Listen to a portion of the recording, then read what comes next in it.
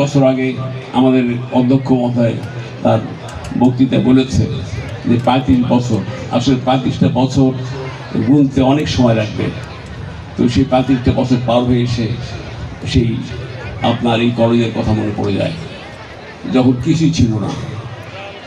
এই সেই সময় শুধু এখানে নয়, আমার শেরপুর কলেজের ডিগ্রি কলেজের প্রিন্সিপাল সাহেব আছেন। আমি সাধারণত কোনো কলেজের সভাপতি হই না, কিন্তু আমি প্রয়োজনের তাগিদে আমি শেরপুর এবং দুই কলেজের সভাপতি ছিলাম। কেন ছিলাম জানেন?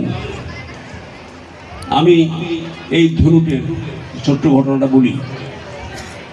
এই ধনুটে আমি এসে দেখি যে নিয়োগ বাণিজ্য হচ্ছে। সেই কালে নিয়োগ বাণিজ্য হতো হাজারে, পরবর্তী লাখে এবং লাখ লাখ টাকায় নিয়োগ বাণিজ্য হতো।